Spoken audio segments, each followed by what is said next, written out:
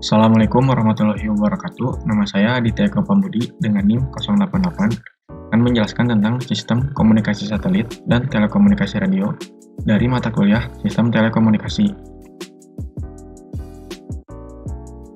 Nah, awalnya sistem komunikasi satelit digunakan pada Perang Dunia Kedua dan fungsinya tentu saja untuk perang, yaitu untuk meluncurkan rudal atau misil. Lalu, pada tahun 1957 dikembangkan lagi untuk di bidang telekomunikasi dari satelit yang pertama, yaitu Sputnik 1, First Artificial Satellite, dan seterusnya, sampai 1965 menjadi Intelsat 1. Nah, ini hanya sejarah singkatnya saja. Nah, lalu karakteristik dari satelit itu sendiri, satelit mempunyai sinyal komunikasi jarak jauh tanpa penguatan. Lalu, benda-bendanya berada di ruang angkasa atau ruang yang tidak dapat dihuni oleh manusia. Perbaikan dapat dianggap mustahil jika satelit sudah diluncurkan karena tentu saja karena jaraknya yang sangat jauh. Tetapi untuk saat ini bisa digunakan perbaikan pada LEO atau Low Earth Orbit. Untuk MEO dan GEO belum bisa. Nah, sekarang ada hierarki komunikasi satelit. Teknologinya menggunakan 30/20 GHz. Lalu tekniknya bisa menggunakan FDMA, TDMA, CDMA. Nah, di sini ada global beam, lalu ke multi-spot beams, lalu ke transponder hopping, lalu ke SSTDMA, dan ke global network. Service-nya ini bisa multimedia, broadband service, private networks, dan sebagainya. Nah, pada elemen dasar sistem komunikasi satelit terdapat dua, yaitu space segment dan ground segment. Space segment yaitu alat yang diorbitkan ke luar angkasa, fungsinya sebagai struktur bus, pilot, browser, dan kontrol. Lalu untuk ground segment yaitu penerima atau receiver yang ada di bumi dan fungsinya sebagai user terminal dan SB jaringan. Nah, ini contohnya dari struktur sistem elemen dasar dari satelit itu sendiri, terdapat antena, telma radio, dan sebagainya. Nah, ini untuk struktur sistem komunikasi satelit. Ada space segment yang diorbitkan ke luar angkasa ke satelit. Lalu ada ground segment sebagai receivernya. Nah, ini tuh melalui gelombang radio. Ini terdapat control station TTNC yang yaitu tracking, telemetry, dan communication pada space segment.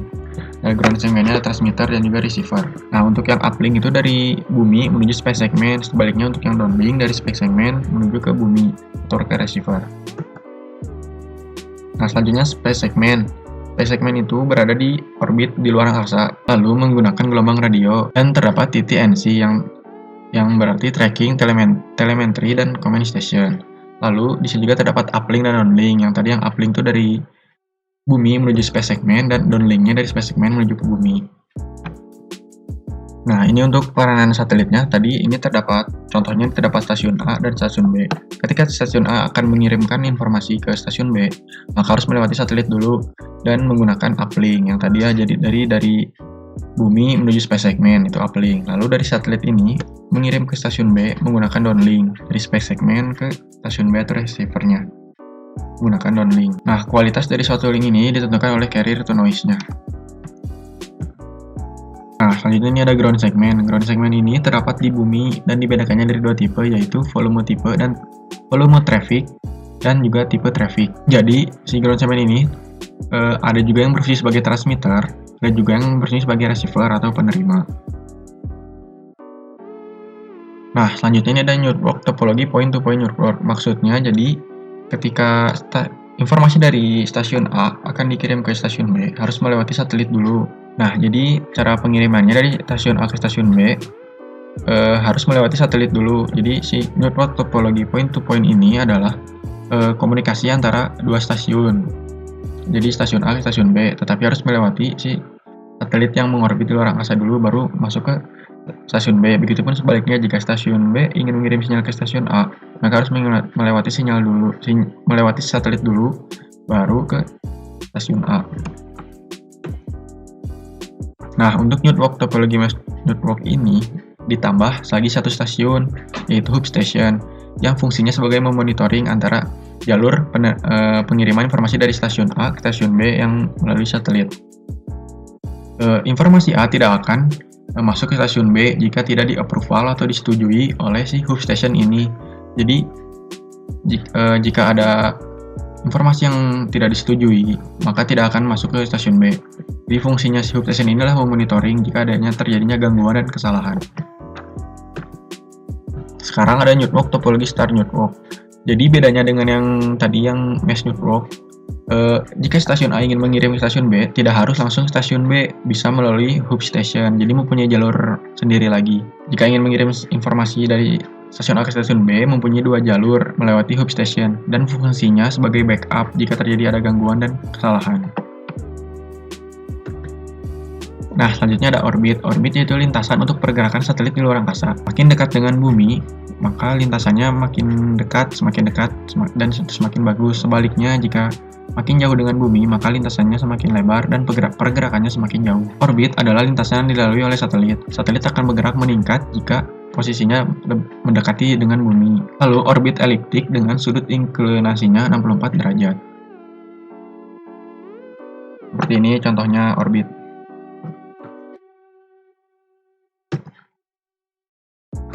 Nah, orbit itu sendiri ada 3 ya. Yang pertama Leo, MEO, dan GEO. Leo adalah low Earth orbit atau orbit circular low Earth yang jaraknya hanya beberapa ratus kilometer dari di permukaan bumi.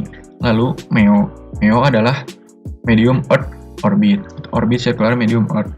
Jaraknya kurang lebih 10.000 km dari permukaan bumi. Dan yang GEO itu orbit geostationary satellite. Jaraknya 35.768 km dari permukaan bumi. Seperti ini contohnya. Ini untuk yang contoh dari GEO.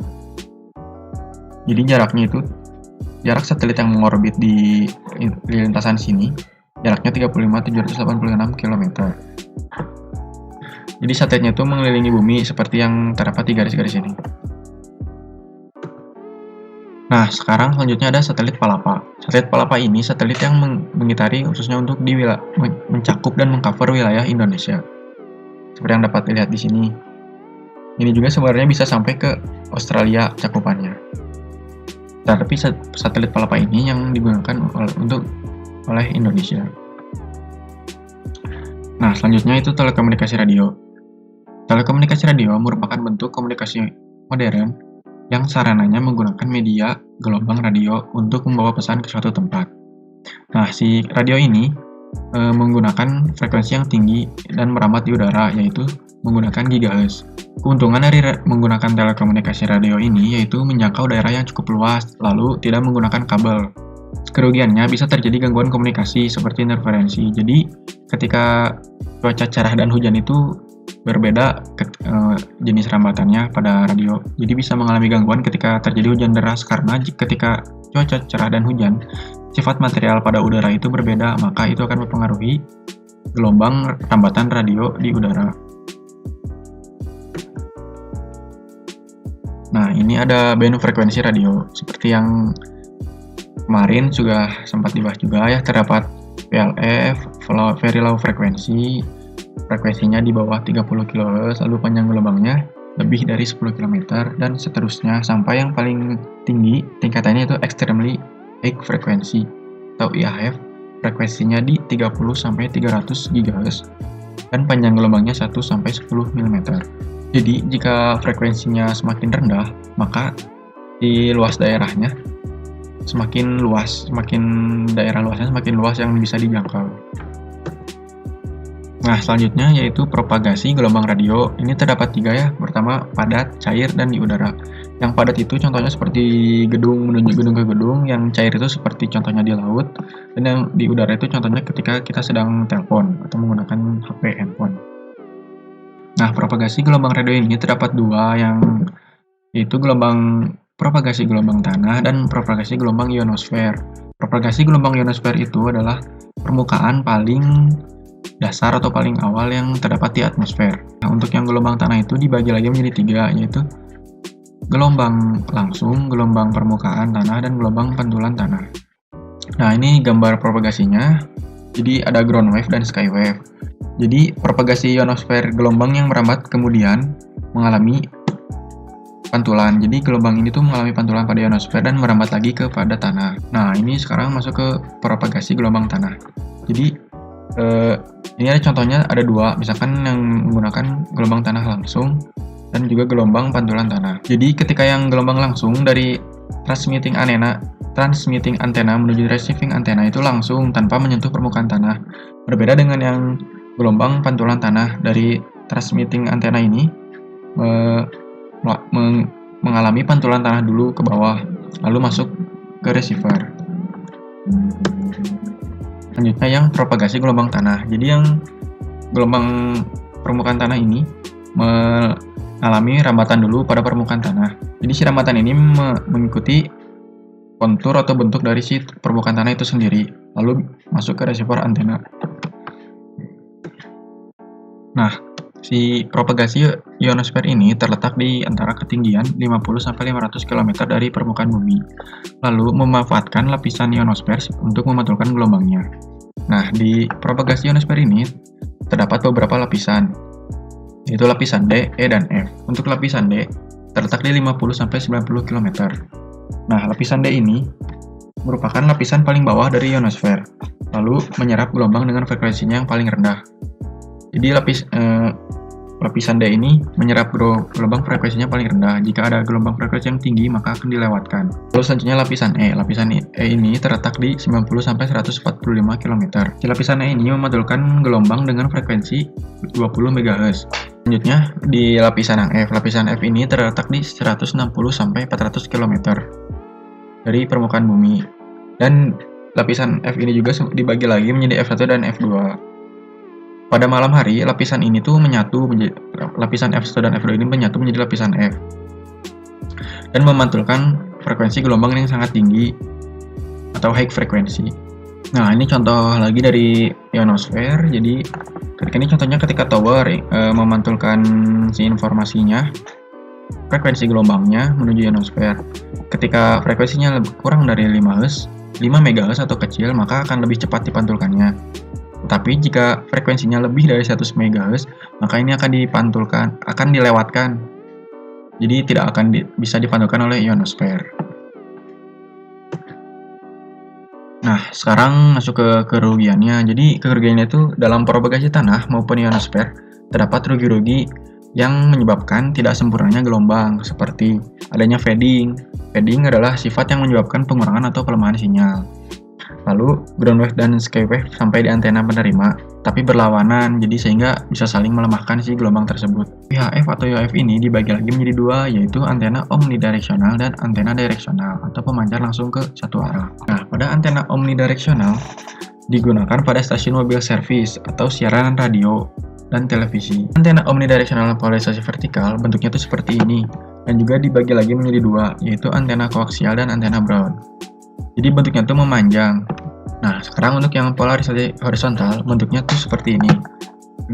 Ada dua, contohnya seperti antena super turnstile dan juga antena super guide. Nah, selanjutnya ke antena berarah atau directional. Contohnya tuh seperti parabola. Jadi si antena ini tuh hanya memancar ke arah tertentu saja dari titik A ke titik B, tapi arahnya tuh sama gitu. Jadi tidak ke semua arah, hanya arah tertentu saja. Contohnya juga terdapat lagi seperti antena corner reflector, antena Yagi Uda, dan antena parabola, lalu antena helikal. Jadi ketika kita akan mengirim informasi, sinyalnya itu harus dikuatkan terlebih dahulu dengan penguatan. Karena jika ada terjadi gangguan atau kesalahan, maka informasi tersebut bisa terlindungi hingga sampai ke penerima atau receivernya. Nah, ini ada rumusnya. Jadi G itu adalah penguatan terhadap antena isotropis, di mana G sama dengan 10 log 4 pi dikali A dikali E dibagi lambda kuadrat. A itu luas antena aperturnya, lalu E itu efisiensi antenanya, dan lambda itu panjang gelombangnya dalam satuan meter. Isotropis adalah antena yang mempunyai dayanya yang sama dan juga ideal, jadi digunakan untuk pacuan semua antena dalam pembuatan antena. Nah, terima kasih atas perhatiannya. Cukup sekian yang dapat saya sampaikan. Wassalamualaikum warahmatullahi wabarakatuh.